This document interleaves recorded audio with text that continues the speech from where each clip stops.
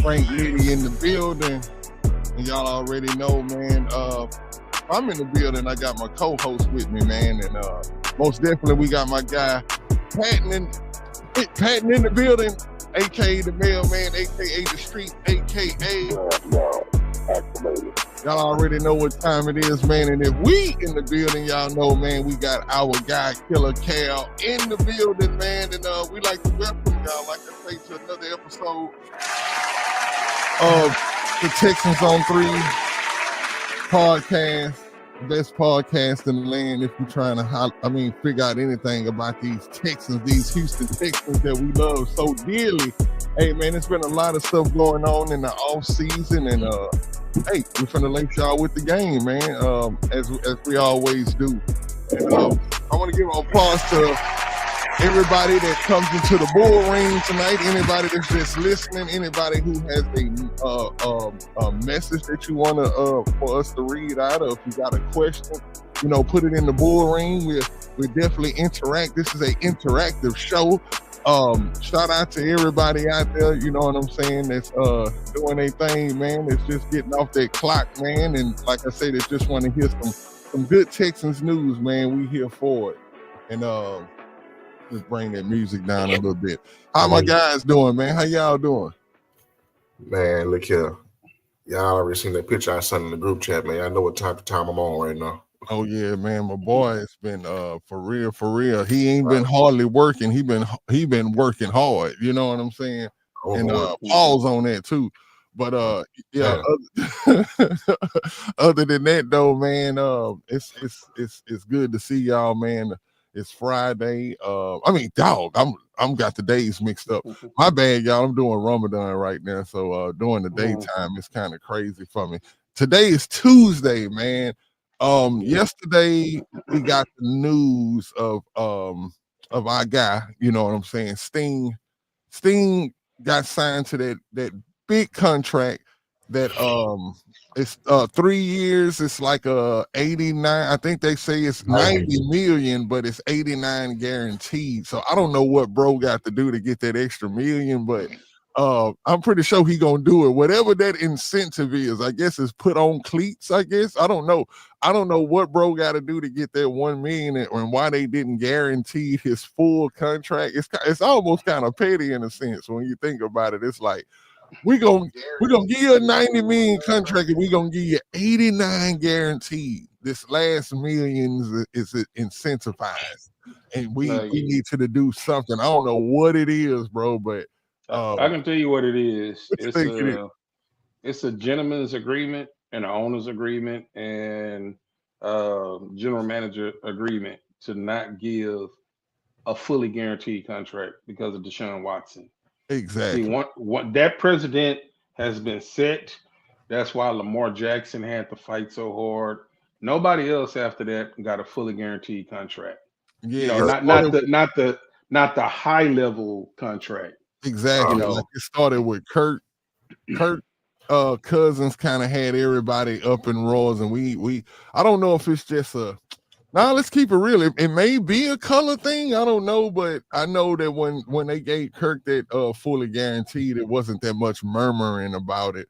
I don't even think he lived up to that contract. It's the reason why they probably traded him before it was up and done with. But yeah, I do think that what Deshaun did, and him, what he represents, I think it kind of really put, other brothers had to suffer from the mistakes that he made, and it is what it is. And like you say, when something becomes a president, it's just, it is what it is. Even if it seems petty, like I would have thought it was even crazy if they would have just gave the dude all the way.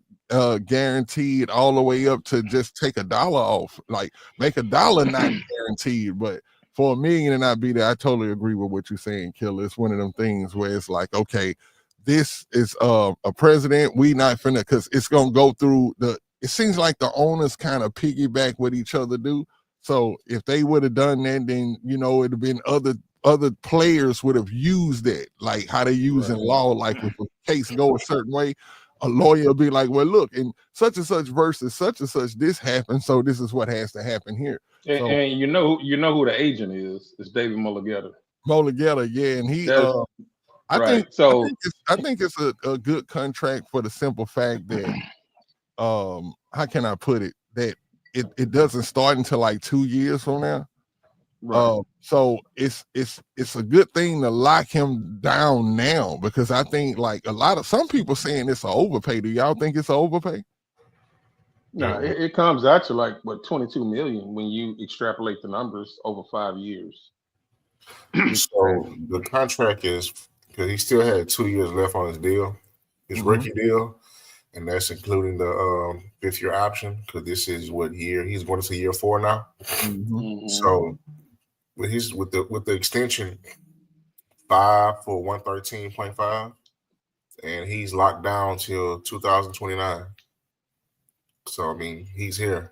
Yeah, I wouldn't have wanted Sting to go anywhere else.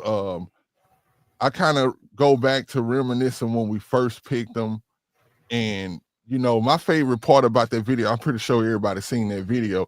My favorite part about that video was like how he was like so calm around his dad until his dad gave him the go ahead and go celebrate with his teammates. And it's like, you seen the kid in him come out, but yeah, for a little bit, but you seen that dude is like, his daddy got his mind right, and he's like, I think they say he's like a 3rd generation football player in his family. Like his grandfather played, his dad, and then him.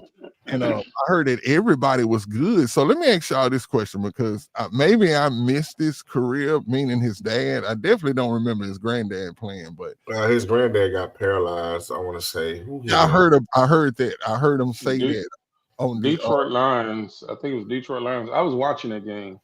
Do you remember actually seeing? Yeah, I remember. Yeah, that was one of the, back then, man, you had a lot of guys that was like knocked out of games, but that was one of the ones that I, remember, because it was one of the first times that I've seen, a guy not get up, and he was paralyzed. He was paralyzed from that moment. Like ever since he took that hit, he was paralyzed. Like, yeah. And so could you tell, like on the field, like it's one of those hits. Like we've seen those hits several times, and we see what a body goes limp. And when they wheeling you off the field, they normally get the thumbs up or whatever. So you kind of, it's one of those things that it was a normal hit and he got knocked out of the game. But then, we didn't have internet, and so you have to wait until the newspapers and stuff come out. And when it was reported that he was, paralyzed, I was like, whoa, because when you hear the name Stingley, that's the name that I just never forget, because you don't hear too many Stingleys. It's not like it's a Williams or a Jones or something like that. So I remember watching the game. A quick shout out to Texans Tangent and Brandon, man. A shout out to y'all guys, man. Appreciate y'all. Brandon says, what he say? I don't know that first word. I'm not even gonna try to. Are we talking? He say we're talking about Danielle Hunter getting Pro Bowl money if he made it in. Maybe that's the not guaranteed. Okay. What he say? Crazy take. If Caserio trades the 2nd rounder and the extra 2nd round from next year to move back into the 1st, pick twice in the 1st again. For some reason, Brandon, I do. Hey, what's happening? 713 Houston Sports. 713. Shut her. Yeah, I think. What's up, Rube? What's up, Rube? I think that what's going on a lot of the times what's going on with these picks is I'm thinking the same thing, Brandon. I mean, you really tapping into where my mind is at the time. I think that with the picks that we have, that Caserio is going to do something like, I think, getting away from the 3 of your starting linemen says one thing to me. You are definitely addressing the line. You have some players, and this is what's crazy, right? A lot of those players, like we talked about it on the last show, Tomlinson, and the other guy, Ingram. Those guys are not the like just superb players, right? But they better than what we had. If you had a game to play today, right now, Those are your starting guards. And they would be better than what we had. You know what I'm me. saying? Yeah, and it's like I can't be mad at that. But one thing I do, just to speak on what you're saying, Brandon, I really do think that we should be prepared and strap ourselves in for what's about to happen in the draft. I think that we're about to make some crazy moves. I think that we leave away from the draft with one of the top prospects. I'm talking about one of the top 3 prospects in the line as far as in the draft. I guarantee you the Texans, everybody's expecting the Texans to do it. They're going to do it. I guarantee you they're either going to trade that first round pick with a second round or something. Something's going to allow them to go up and get one of those those great linemen, because if you add a great lineman to what we have now, what we've signed now, I think it's better. You have a better product, especially,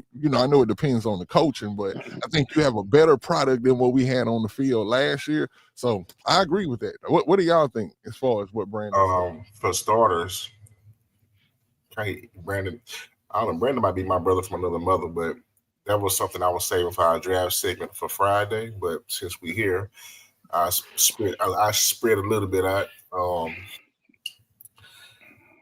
Look for us to grab 2 players in the first round this year.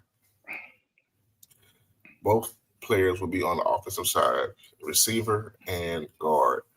I can't tell you which one's going to get drafted first, depending on how the draft shakes out.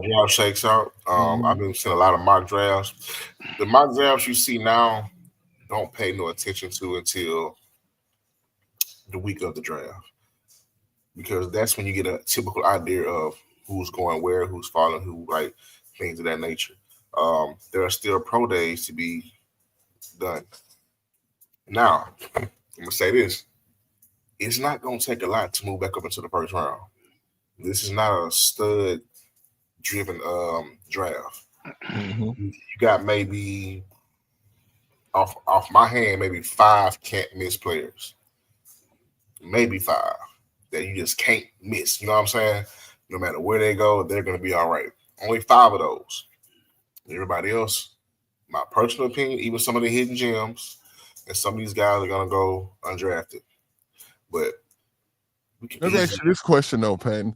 When it comes to this year's draft, right, they always pick sometimes 2 to 3 positions or whatever, but what is this draft like? If they say, hey, this draft has a lot of quarterbacks, or hey, this is offensive line driven draft. Like, who are the 2 top positions that you think in this draft are like high? Like the draft is full of these guys. Running back, it's more than 2. Running back, receiver, and depending on how you feel, this is a preference call. Me personally, I would say interior lineman, or just lineman period, or you can go with the DBs, preferably safeties. I agree with everything you just said, especially very, with very deep draft with safeties. Like, I haven't seen a draft this deep with safeties in God knows how long, if I've ever seen one this deep. And I've done extensive homework on all the safeties. And there's one guy that I had to really, really do some digging for, named Childress out of Kentucky. Like, whoever gets him, that's a diamond in the dirt. Like, seriously. No, say it again. Whoever gets who now? Childress from Kentucky. Oh, okay. Is he kin to the Childresses, the actual family Childress, the royal lineman family? No, but I do know some of his people though. Actually, anytime we hear Childress in Houston, we think of I mean he's from here. But just doing my homework, I was looking at somebody else on Kentucky. He just kept popping off the screen.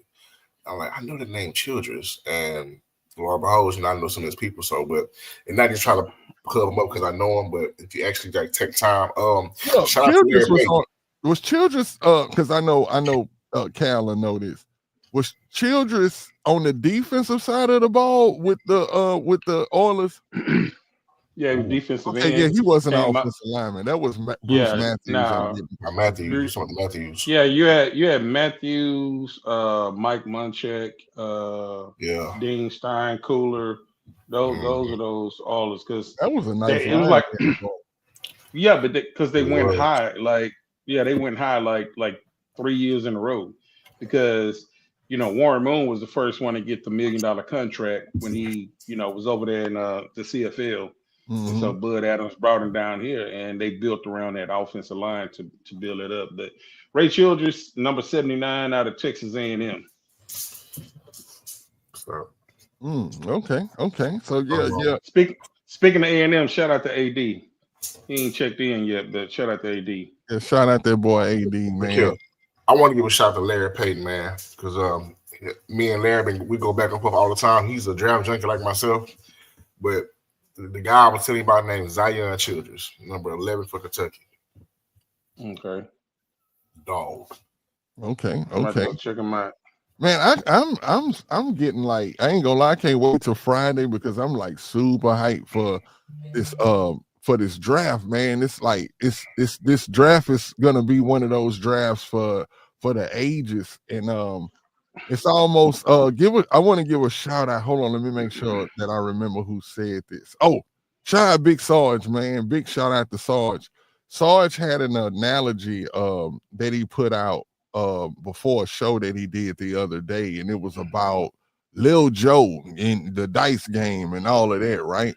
And man, it was just a perfect analogy for what's about to take place because it said it wrapped up everything like in one nice little ball. And what it was is that what the Texans are finna have to do is like almost like you standing at a crap table, like, and you playing with the last of your money in a sense.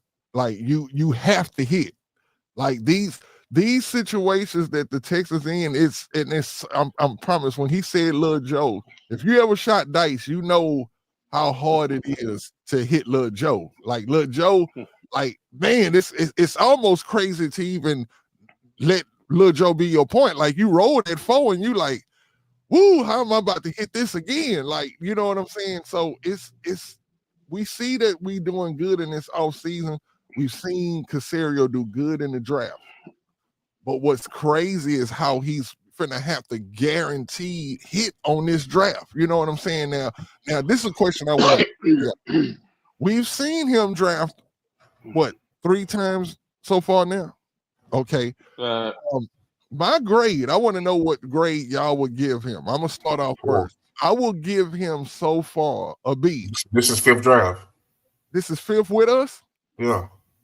Damn. Kelly, Lovey, Miko. I give him a B, y'all, for what I've seen him do in the draft. Because I can't and I really can't say a B plus. Really? I can say just a B though. You know what I'm saying? Because there has been some bad picks. There's been some picks that nobody gets that Kenyon Green, that Kenyon. No, I know nobody gets it all right, but it's certain picks that can kind of set you back a little bit, and certain picks can hurt you more than other picks. And that Kenyon Green pick was kind of a setback. You know what I'm saying? It wasn't like he picked a linebacker that didn't pan out. It was an offensive lineman that they kept trying to give chances to, and dude just didn't pan out, especially who else was on the board, you know what I'm saying, at that time that we could have got. I just feel like it's a B, maybe a B plus, but I can't give him an A. I got to give him a B because you only giving him a B because of Kenyon. No. I'm gonna say, okay, let's look at the positives and then I'll tell you the negatives. Mm-hmm. He got CJ, he got Will Anderson, he got Stingley. Take him off the board. He got take the high picks off the board. Talk to me about the in between. See, the in between is kind of the in between. See, and that's where it gets a little shaky at those points, because when we get, say, the 3rd round, like what would we say? Nico picked in the 3rd, right? Nico was a late pick. Petrie was a late pick. Pierce was a late pick. Toa, Harris County. We just recently released Brandon Hill, the safety. Who else didn't pan out? Say what you will about him. Davis Mills still on the roster. Yeah. Juan Lopez didn't make it. Garrett Wallow didn't make it. See, and this is why we start falling into the B, because that's a lot of kind of a lot of misses. No, I don't think so. But, okay, you got it.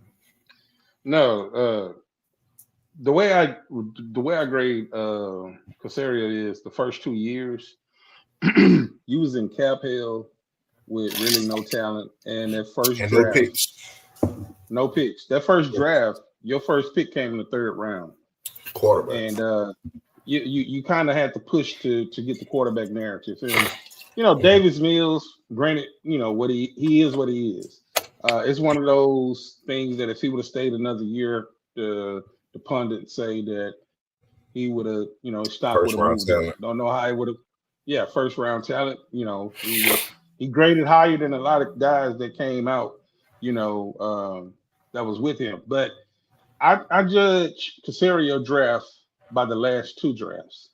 Now, the one thing I don't want to do is, I know Patton say throw out CJ, throw out Will, but it takes that general manager, and that was an unpopular trade for Will Anderson. Mm-hmm. And if Will Anderson would have turned out to be a bust, then that's one of those draft picks that we couldn't throw out. Even if he would have been mid, like we would have. It's the fact just the mid. It's the fact that he's actually a great player. He's a great player, right? I mean, not only that, but he's a leader in that locker room. Like the reason why CJ and Will, I have to grade them accordingly, because you had 2 rookies from the first day that they walked in the room. A rookie head coach told them, "This is your locker room," and they haven't failed us yet. So I don't want to take that out of context. See, I always thought that I thought that when Patton was saying take them out, right, was just to like expose whatever was being bad. I think like we know that's a part of his track record. Yeah, I think it's his track. Those picks are definitely a part of his track record, because he made those picks, he made those decisions, and like I said, and I like what Texas Tangent said. I agree. A B+ since D'Amico. Like since D'Amico, like he has been hitting on a lot of those draft picks. Like let's just say, for instance, right, when Lovey, because I was seeing Lovey during that conversation. It's something about that video I just dislike, how Lovey just lied to him in that video when he tells Stingley, "Hey, you ready to follow the number 1 all the way around?" all over the field, and like, bro, you put bro in zone mode in anything when you was playing him. But that's his defense, though. He don't play man. He played with Tampa too. So he shouldn't have never even told Stingley that, what he told him that on the telephone. That's what you call hype. You know what I'm saying? Like, this is what everybody says if you're finna get a shutdown corner. And if you knew he wasn't going to follow, I don't see why he didn't have to say that. He could have just been like, "Hey, you ready to come here and pick off some balls?" It's all kind of stuff he could have said rather than saying that. But I'm bringing it up to say this. The rest of that draft after Kenyon, who else was drafted in that draft? I'm going to tell you right now, Stingley went first. Kenyon went second. Petrie was drafted in the 2nd round with John Mechie. Christian Harris was drafted in the 3rd round. Thomas Booker, Teagan, your boy Teagan. Yeah. And Pierce drafting you want to go ahead and finish it? My bad. I was reading it, but it's on the top of your dome. Boy. I had to read it. You had it, but yeah. But so when you look at that draft right there, like Kenyon Green is probably, and we talking about different regimes. Kenyon Green is probably one of the worst 1st-round draft picks that the Texans ever made in history, because that was a time, and this is going back to Rick Smith. Rick Smith had at least 9 or 10, it was something crazy, 1st-round draft picks that was still on their roster. Like, the Texans were notorious for hitting on the 1st round, But when you look at that draft, then you speed up to the year 2023. CJ, Will, 1st round. Scruggs, 2nd round. Tank Dell, 3rd round. Dylan Harden, To'o, Patterson, Hutchinson, and Brandon Hill. Well, Brandon Hill just recently got cut. He felt the Everybody physical. else, yeah, he felt the physical. Everybody else from that draft is still on the team. Tank Dell is injured, but everybody else is somewhat of a contributor. Very seldom you're going to have a draft and there's only one person that's not a contributor. And so then when you fast forward to last year, you got Lassiter, Blake Fisher, Kalen Bullock, Cage Stover, Jamal Hill, Jawar Jordan, Solomon Byrd, Marcus Harris, and Ladarius Henderson. Well, the first three, Lassiter, Fisher, Bullock, and Stover, those guys, they're in a rotation.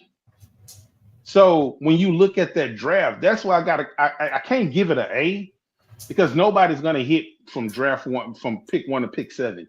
I gotta give it like a high B plus. Like it's kind of like if you grading on the old school grade scale, you 85 is a B, but an 89 is right there at that A, but it's not an A. It's not an excellent draft, but it's a highly effective draft because you got a lot of guys that's in rotation. How do y'all feel like he needs to hit this year though? Like does he needs a B plus, or I think we do good this draft, y'all. I'm that's why I'm so excited. It's just that like I'm not like how other fans are. Like I say, I know I brought up the Big Sarge thing about how he has to hit, right? But he's been hitting. So it's not really like I'm worried about it. It's just that the process. I think we just put a lot on the process, mostly because we on the journalist side of it. But I think that what he's gonna do is what he's gonna do. I think the whole league knows what the Texans are going into the draft for. So the only thing I think we need to worry about, if anything, is the teams before us that's picking before us, because they're gonna maneuver. Like when you find out what certain teams need, teams maneuver in the draft around those hot spots. I call them hot spots, right? You got 32 different teams, and as you go down that list, there are certain teams that got like this red flag next to them, and those red flags are, what this team needs, right? You know what I'm saying? Like the Texans were that red flag when everybody knew that we needed a quarterback when we picked Deshaun. That's why that other team swooped in before us and picked Patrick Mahomes right before we was getting ready to pick, because they knew what we needed. You know what I'm saying? So when I think about the draft, it's like, that's why I think that Nick is going to have to be aggressive, because a lot of teams know what we're looking for. And if there's another team before us that's looking for a guard or looking for this and that, they're going to try to, they're going to fix their draft board according to how things fall before us. You know what I'm saying? You got to have teams making trades and all kind of stuff before us. So don't be surprised if you see a team come from out of nowhere. Like we see the lineman that we want, right? Drops all the way down to 25, and we like, oh shit, we can get him. Just watch out for whoever at 24 or 23 or 22 who may need the exact same thing. They're going to jump in and try to swoop. And that's the only thing I'm worried about. I'm not really worried about Caserio as far as the picks go, because he's one of the first GMs, I think, in Texas history that's like this. That, I mean, to me, and dare I say this, he's almost like making a name for himself for being the best Texas GM so far. Is that crazy to say that? Bro, I got like so many tech. I didn't want to jump in so much, but y'all been doing real good, man. Going back to what Cal said about our worst first round picks, Amobi Okoye, Travis Johnson, and I love Travis Johnson. That's my guy. Those guys. I think Travis Johnson, they tried to put him in a 3-4. He wasn't a 3-4 at all defensive end. He's a 4-3 guy. So. And Amobi Okoye, I don't even know why that was attractive. Yep, I agree with that Texas team. They were. Green Bay was so close to ours. The Vikings, the Packers. Hold on, wait. Let me get out the big screen.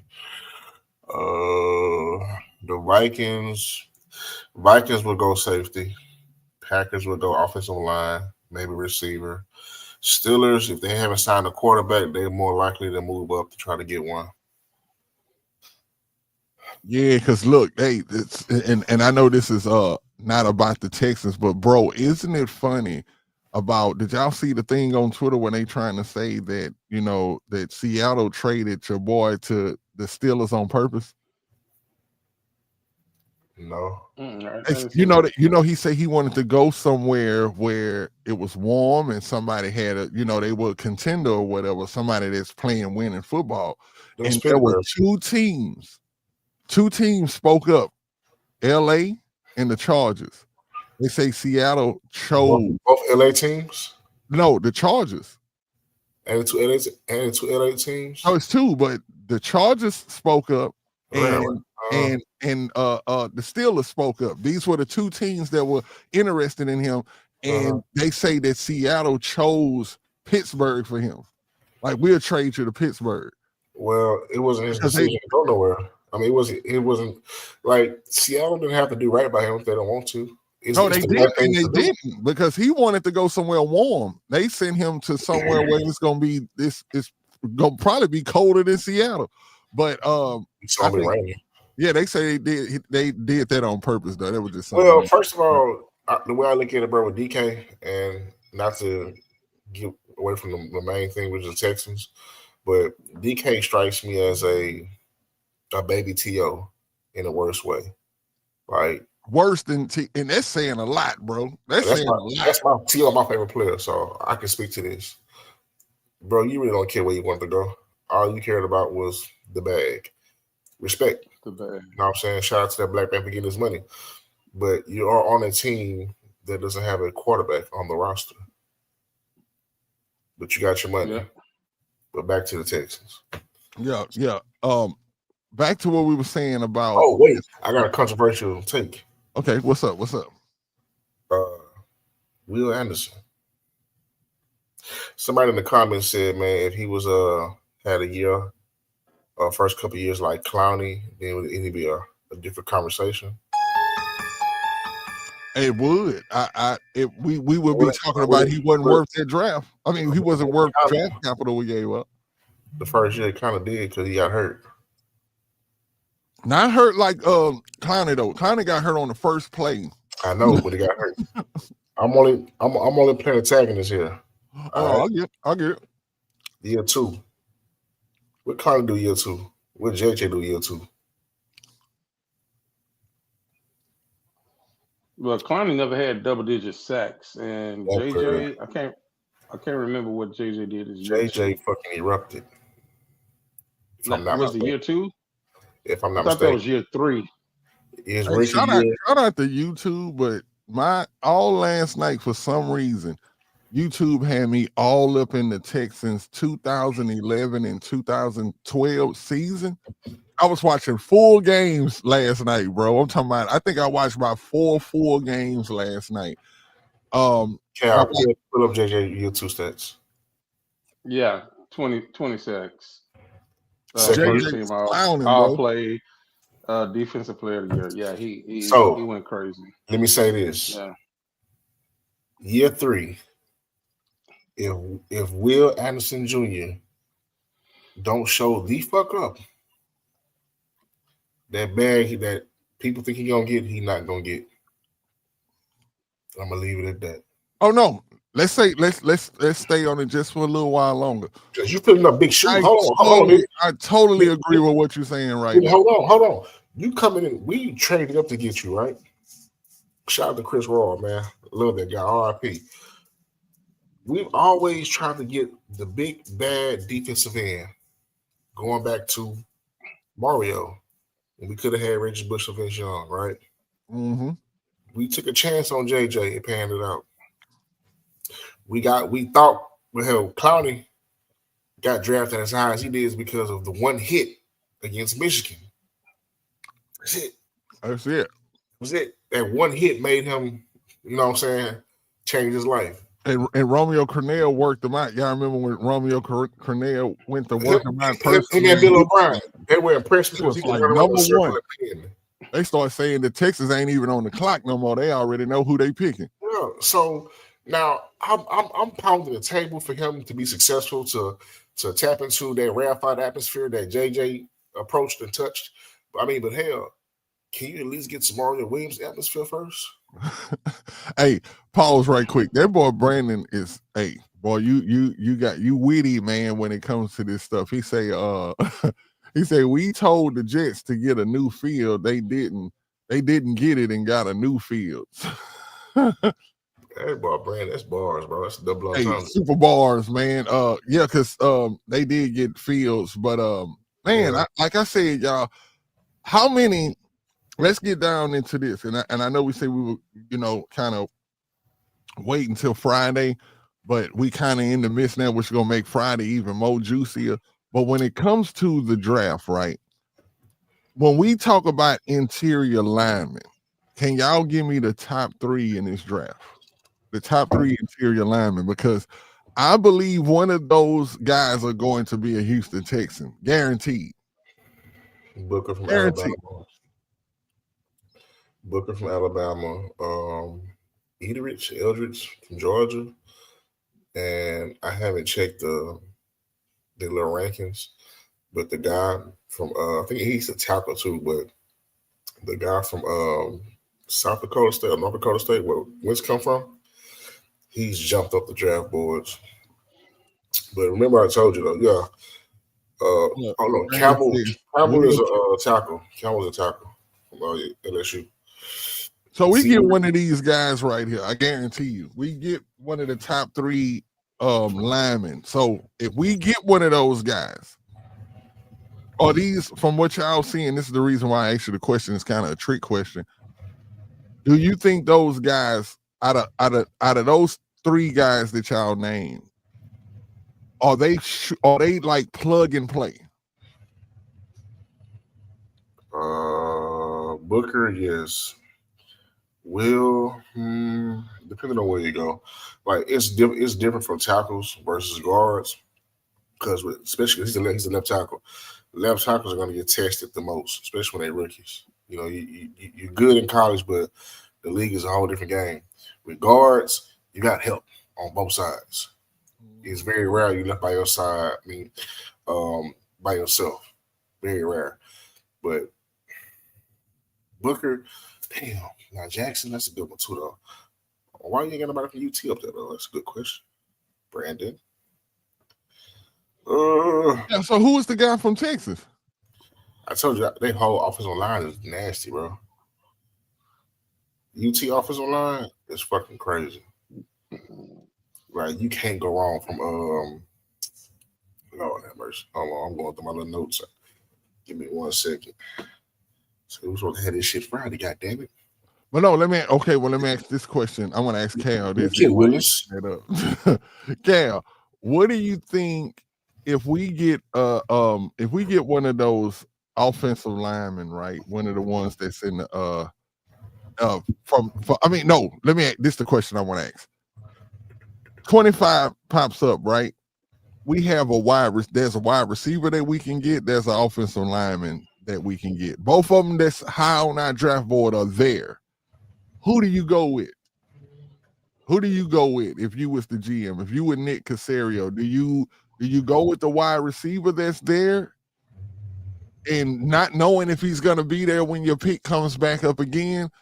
Or do you go with the lineman that's there, that's high on your draft board, and you take him and, in fear that he won't be there the next time it come around for you to pick? Can you repeat the question again? Like, basically, to make it simple, who do when the 25th pick comes up, who do you think that Nick runs with? Offensive lineman or wide receiver? Both of the ones that are high on his draft board are there. What do you think he does in that situation? Does he take the lineman or does he take the wide receiver? Okay. If both of them are, just say they're equally rated, mm-hmm. I'm going to say Nick is going to spend his resources. What's up, AD? Nick is going to spend his resources on offensive line. I'm gonna say offensive line because With who when though? Nick decided, see and this is the part that I'm kind of lacking on because of my situation. I haven't done as much studying. No, but I'm look, asking. this is why I put in the question. This is why it was already So said look, that these are both players are high on Casario's list. Listen, right. hold on, let me break it down for him real quick. Going off what Brandon said, right? Will Campbell is the left tackle from LSU. Zebo is the guy. He's Zebo. ZB? Yeah. ZB is a tackle / guard from North Dakota State. Booker is the guard from Alabama. And Jackson is the top rated guard from Ohio State. But Jackson is also left tackle, left guard. Now, let's say we start week 1, Blake on the left, Titus on the right. There's only one tackle there, but all these guys can play tackle and guard minus Campbell. Campbell's a solid tackle. The other 3 can play guard or tackle. I want to protect CJ from the inside out because I think Nick Caley's offense is going to revert back to CJ's strong point, and that's taking the ball out of shotgun. Yeah. So I think with CJ taking the ball out of shotgun, he's already 5 yards off the line of scrimmage, 2 steps back. He in a 7-step drop. He doesn't have to take his eyes off the weak side, because when you're a quarterback, he's right-handed, so he's turning sideways. So this side of the field, he's only seeing one half of the field, and then once he turns and get vertical, he has to be able to read that. He haven't done it. He did that the first 2 years in Houston. But when he was in Ohio State at his most successful, it was coming out of the shotgun.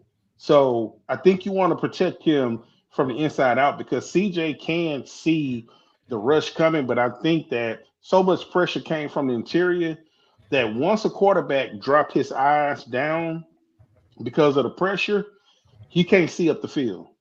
So I think that they're gonna trust. I think they're gonna trust in Titus Howard. And they're going to trust in Fisher because they drafted him really high. Last year was kind of like a semi-red shirt year. But you have to take care of that interior.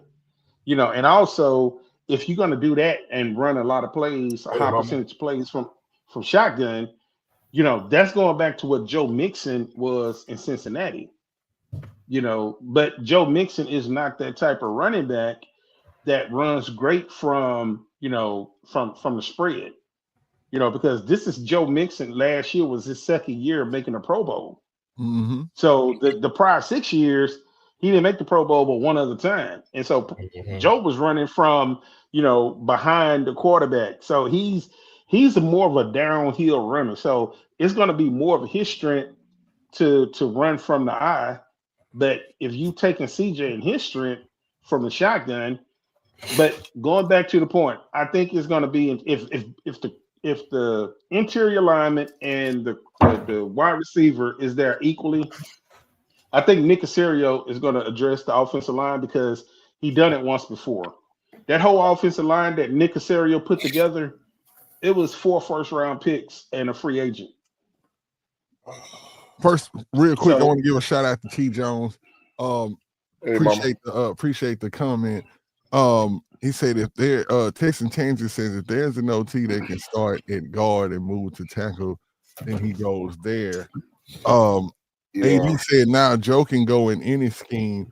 I've actually seen him be. I've seen some successful. I can agree with AD on this because I've seen Joe be successful running out of shotgun. No. Let me double back.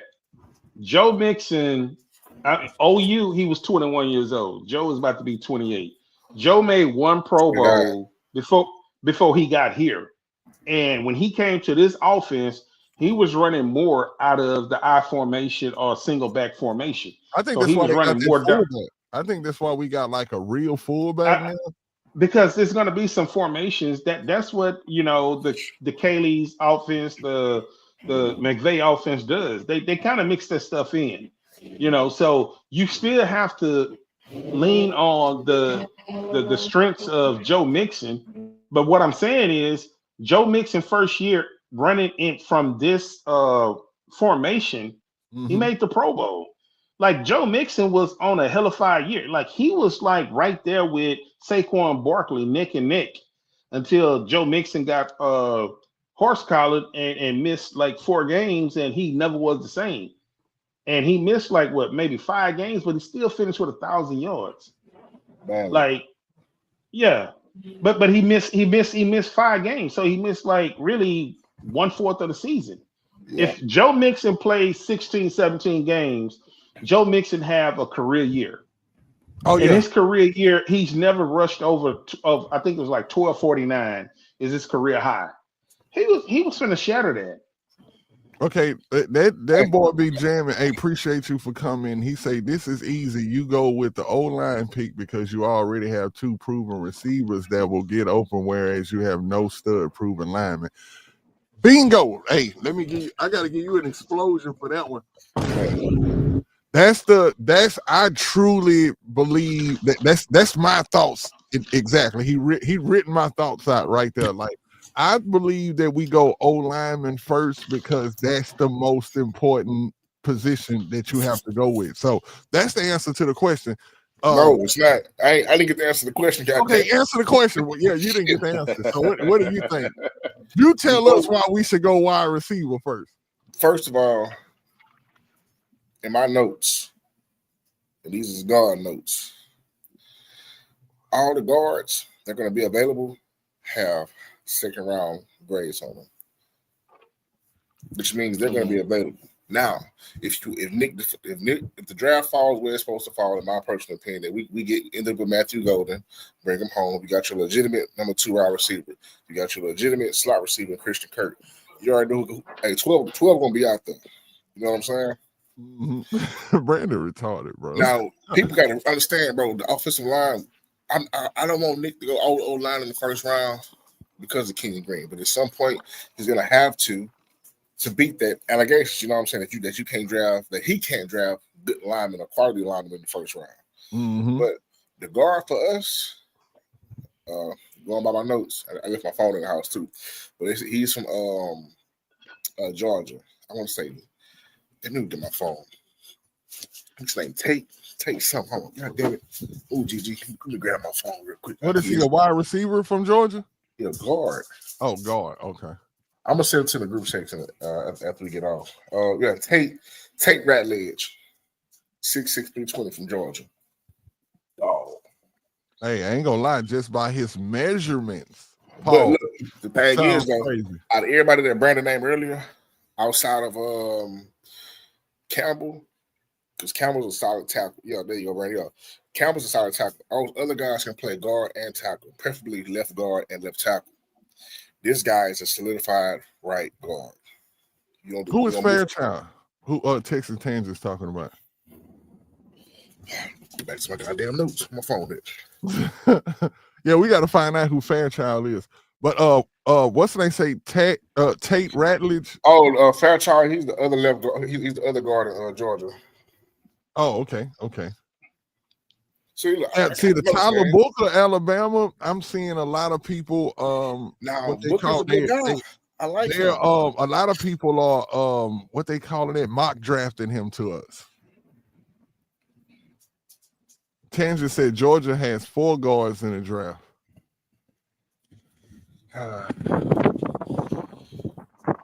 Yeah, I believe, and you know they say D'Amico love these Alabama guys and stuff like that. That's one thing that I do know about Nick Caserio is that he's gonna go SEC more than anything. And with that being said, maybe this player does come from Alabama. I know this year, right? And normally I cram so much right before the draft to where whenever I watch a draft, right, there's like I tend to know everybody who's going in the 1st round. Now, once we get into those 2nd, 3rd, I would have had to been just watching college football like crazy this year, which I didn't get a chance to. So a lot of the stuff I'm gonna have to cram. Like I watched the Senior Bowl, And so I know that at Senior Bowl practices that they had those, like the linemen were going crazy out there. It was a few tight ends, and like you say, those safeties was going crazy. Not Shadur, but the other Sanders was getting murdered out there.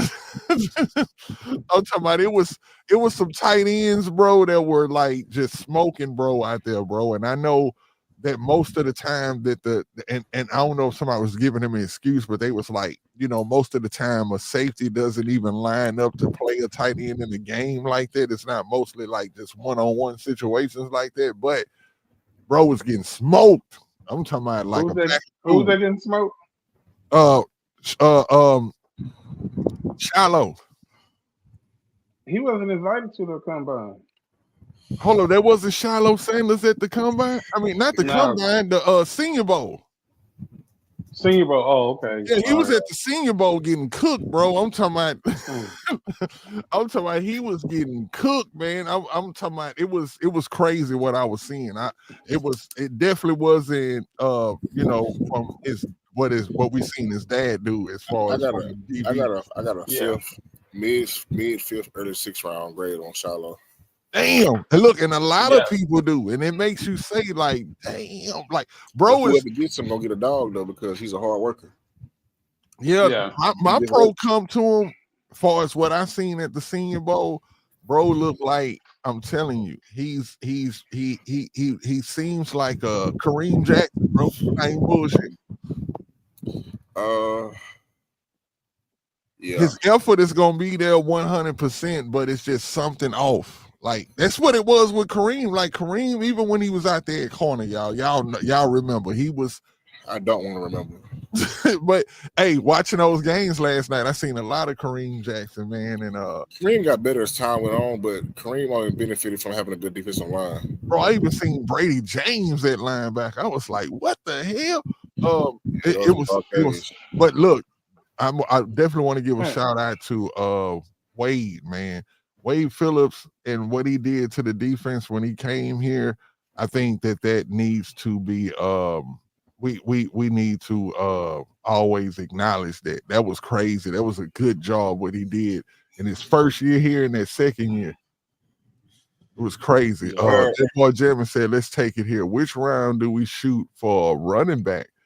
Need thoughts from Nitty, Patton, and Cal. Let me answer that real quick. With Wade, then that boy be jamming. So Wade, historically, first year wherever he go, defense is always number one.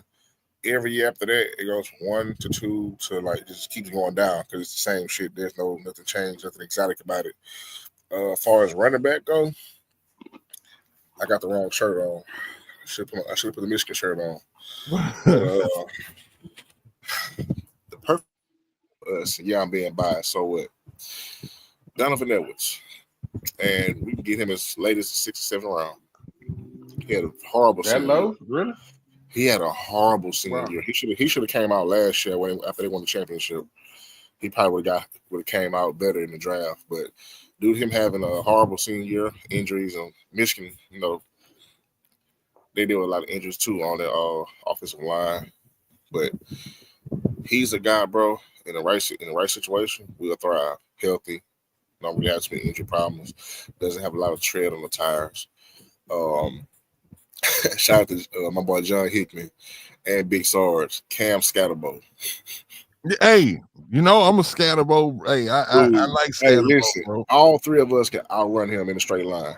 I know we can, but bro is the second coming of what was the guy with the Buccaneers?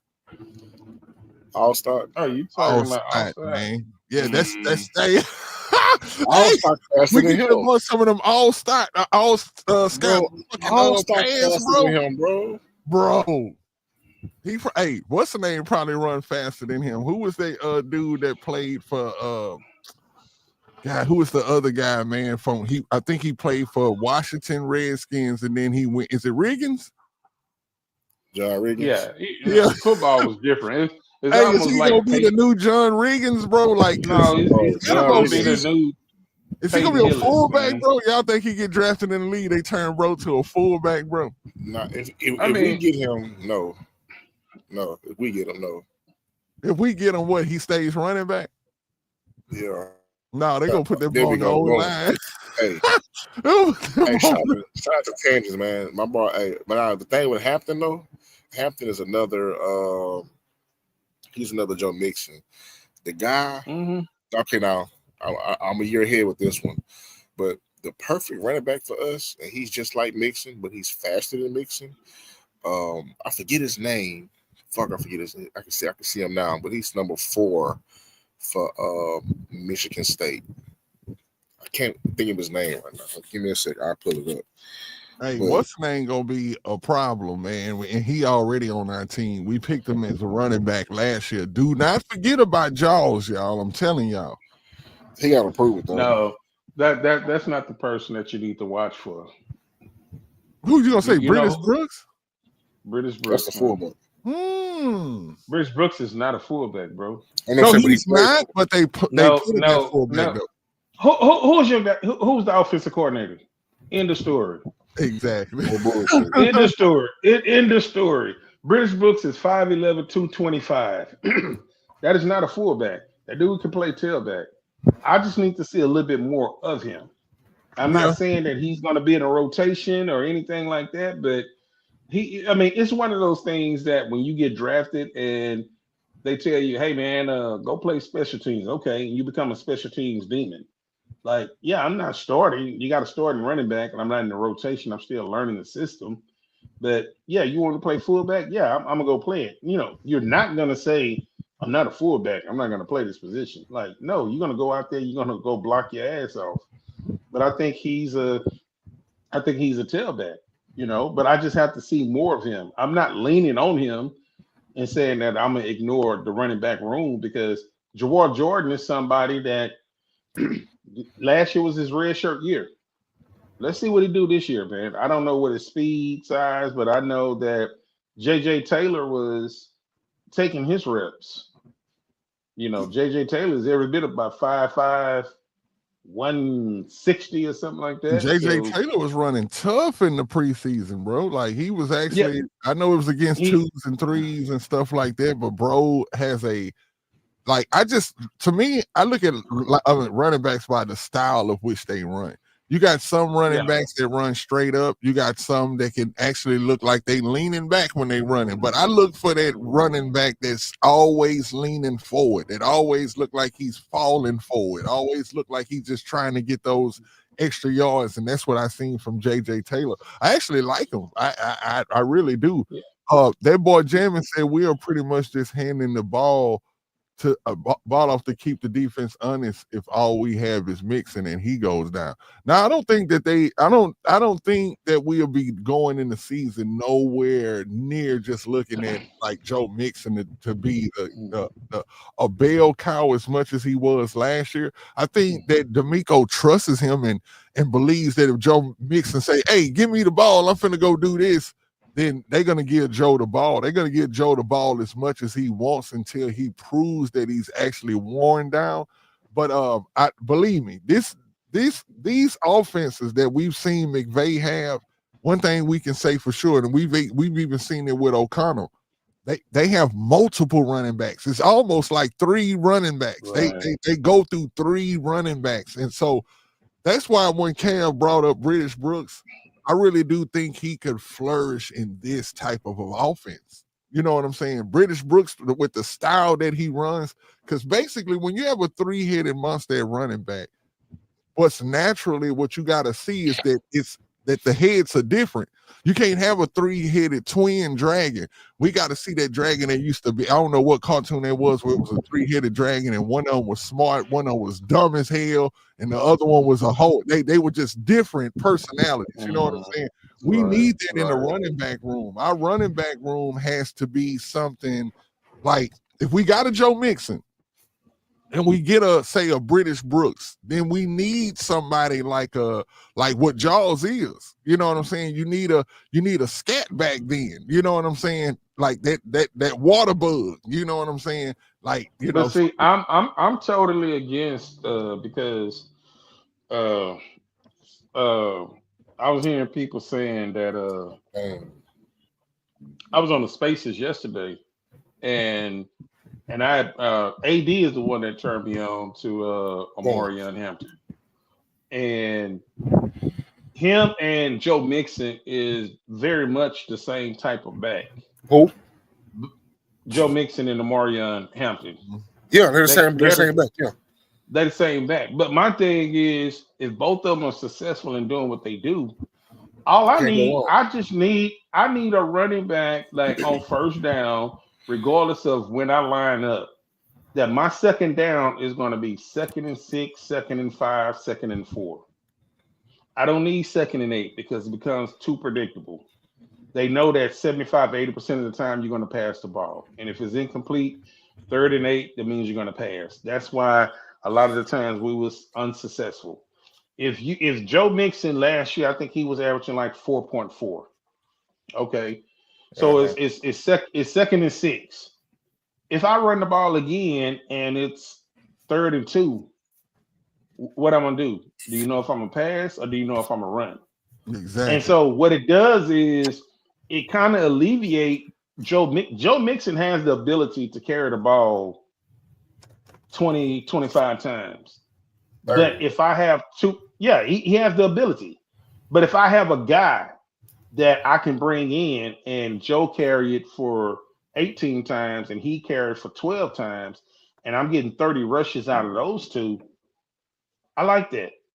And then I, whatever my third down back or my third string back can do. So I have no problem with two guys giving me the same thing. But if I have another third guy in that third down back that I can catch out of the backfield, I take that too. But Hampton, I saw him on tape, and he's not going to be there at 25. I mean, that's going to be what I think about Denver. You don't draft him at 25. Denver used to have a lot of the same running backs, if you think about it. Like that's when because I was sitting here as Cal talking, I'm like, have we ever seen in NFL history where a team they didn't even trip? Like the Broncos had a prototype, and that's they prototype was, I promise, it didn't care what name was on the back of that jersey. The running backs just looked the same. It was like Reuben Drones. Anderson, Alandis Gary. All of those guys kind of had that same vibe. Another team, San Francisco, the 49ers would stick with the same type of a running back. And I'm not saying that's what they are today, but I'm just saying in the past, they would have a lot of running backs. And you want to know what was similar and what was in common? Even with the Redskins, what's the common bond between all of them? Shanahan. So that Shanahan offense kind of looks for a certain type of running back, you know what I'm saying? And the running backs just tend to flourish or whatever. But right, we a little bit past the hour, y'all, and y'all know this what we normally do.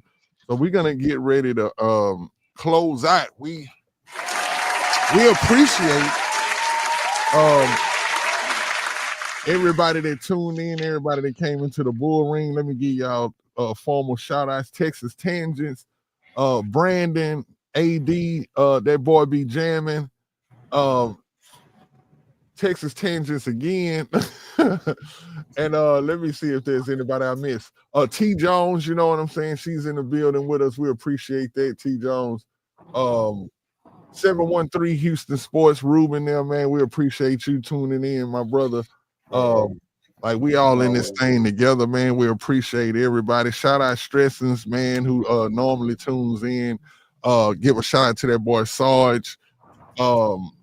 Everybody, man, everybody that's out there in the Texans field, man, that's making this thing do what it do. What's really cool is I like the fact that you have guys that different content creators and everything, and they've been doing it. I'm new to this space. I'm new to what we're doing. But when you have guys like it's almost in the music industry, and I know you appreciate this, Nitty. If you had like a Def Jam artist coming down and doing a song with a Rec Shop artist, it's kind of like somewhat like that, the collaboration. Right. You have guys that like they're ascending really, really high and they're doing their own thing. But for the fact that they come in and just say, "Hey, what's up?" that means a lot. So, It really does. shout out to anybody that has their content just coming in, just saying, "Hey, what's up, man?" That's we It goes a support long y'all. way. Yeah, it go a long way. Right. I try to do that as much as I can. Like, even if I can only tune into the show for 10, 15 minutes, I'm gonna not only Right. tune in, but I'm gonna comment. I'm gonna Make like my it. presence. I'm gonna do everything that I possibly can at that moment to show my presence and my appreciation for the content being presented. Mm-hmm. It's definitely like I say, the community. I love the community, man. I know that the draft is going to be crunk this year. Like, man, we got so many different plans. I know we're gonna start lining it up a little bit more better, but we're gonna be doing some draft shows. We're gonna feature on some shows during the draft. It's just gonna be fun, man. I cannot wait because this draft here is really important.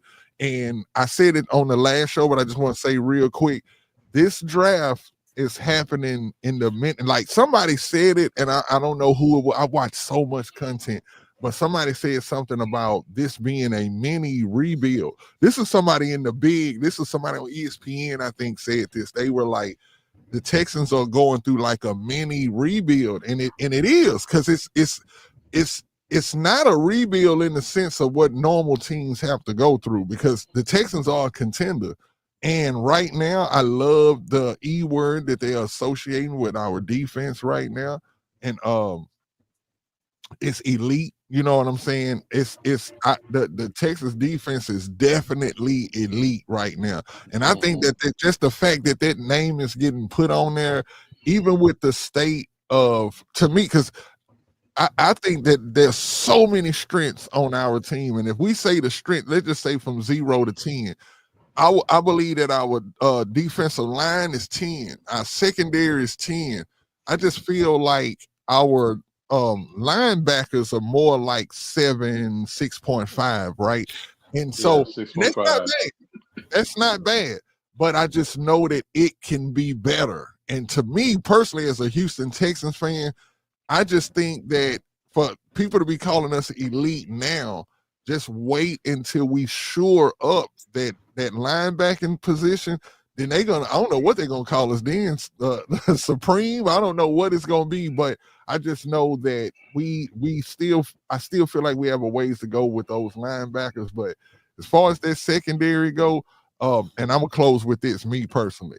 I watched something today where somebody posted on Twitter about watching the no-fly zone, right? And what it was about like a 3-minute clip, but it was showing the defense of the Denver Broncos when they called themselves the no-fly zone, when it was Harris to leave out there. Man, that was a crazy defense, y'all. If y'all can watch it or find it, bro, it was all over the field. People really could not throw the ball against these guys, bro, because there was so many ball hawks on the field. This is what this is reminiscent of what we have on defense right now. It is no way people are gonna be scared to throw the ball against us. I'm telling you, it's gonna be tip passes. It's just gonna be crazy what's gonna go down with this defense, and that's still what makes us a contender. And I really do believe that this draft, like I said, it's a mini rebuild. We just gonna focus on this line and just get one wide receiver. And if we can get anything else, I just think that that'll be a plus. But other than that, though, y'all, I can't wait. Like I said earlier, I appreciate y'all tuning in to the show today. It was a beautiful show. I always like chopping it up with my guys. Is there anything that y'all would like to bring to the people before we get out of here? What's the name? Brandon say no slides on. Real quick, the running back I was telling you about, he's at Notre Dame. His name is Jeremiah Love. He's the other guy was like, that reminds me of Mixon, but way faster. He's a true 3-down back. He's a sophomore this past year, so he'll be a junior this year. And if he has a good season like I'm predicting for him to have, he could be a first-round pick for a running back. My second thing, everybody out there, man. And my mom was in the comments earlier, keeping in y'all prayers for me. She has to have a little heart procedure tomorrow. Oh, so, most definitely, man. Prayers going out to T. Jones, man. Yeah, prayers to the man. That's it for me. So anything you want to bring, Cam? Yeah, I just want to wrap up on the notes that I made. And when I read these notes, we probably can hit on something for the next 20 or 30 minutes, but we're not going to do that. Okay, no, we just going to this all straight Cal right here. Yeah. Hey, story time with Killer Cal. Hey, that wide receiver room, when you really look at it, man, it is famished. You got Nico, and then you got Kirk. Dale and Diggs is not here, and you have Mechie Hutchinson, Braxton Berrios, and Justin Watson. You're definitely going to have to address that wide receiver room more than once. That's one of the things that you're really going to have to look at. And so it goes back to what you said, Diddy. Who do I take? And that's a hard one, because if they don't go and get Diggs or anybody else, Cooper, I'm not in, Brandon Cooks, whatever. You have to get a veteran, and it shouldn't stop you from getting, other guys in the draft. But that wide receiver room looked really, really famished. And one of the things that we did want to talk about is that no-fly zone. When you got Gardner, CJ, GJ, 6 interceptions, Sting had 5, Bullock had 5, Lassiter had 3. And then when you go back and look at Petrie in his rookie year, he had 5. Those are some ball hawks back there. Their secondary is going to be really, really serious if that front 7 could put pressure on the quarterback. So and we know what they go do. Right. So I just want to close out with those points right there, man. Those are some of the points that I made. I ain't gonna lie, that's superb, bro, because that secondary is going to be crazy. That's my favorite position of the field. And I can honestly say, as a Texans fan, this is the best. This is the best we ever put on the field. And I just, like I told you, I've been all last night watching games with J. Joe and who was the safety we got from Manning? Daniel Manning, McCain was out there even clowning, man. I was like, dang, I forgot about McCain. And I want to say this too, man, that Kubiak offense, y'all, I know we ended up getting tired of it, but just go back, y'all, and watch some of those games, man. I think the guy who posts these games, his name is Bart something. It's not Bart Simpson, I know, but it's Bart something. But yeah, check out those Houston Texans games and watch that Kubiak offense when it was working. I'm talking about when it was firing on all cylinders with Owen Daniels and all that. Oh man, that shit is ridiculous, bro. It's definitely an enjoyable watch. It definitely makes you go back and you will enjoy it, because watching those games when we were younger, those were stress-filled Sundays. Go back and watch it now, bro. It's like, hey, you just watching the game to be watching the game. Man, that Kubiak offense wasn't no punk, y'all. I'm telling y'all. And now I know that it got old and we was like, man, get that shit the hell up out of here. But in the beginning, when it was firing on all cylinders, bro, it was nothing like it. It was, man, listen, Matt Shaw taking them bootlegs, bro. I'm talking about nobody out there, bro. Nobody. I'm talking about, it was so crazy on how Koob knew the exact right time to throw that play action, that bootleg, and I'm talking about Shaw slow. And he could run like molasses, wide open. Just nobody out there, bro. Just crazy. That's my thing, y'all. Till Friday, y'all go watch some old Texans games, man. Cal, we definitely appreciate those last points that you brought up, and appreciate it. We're definitely going to see y'all Friday, man, and we're going to be on Big Draft Talk, man. Appreciate everybody who was in here tonight. They rolled with us the whole show, man. The numbers didn't fluctuate. We appreciate y'all, man. Much love. It is the Texans on 3. And we up out of here, y'all.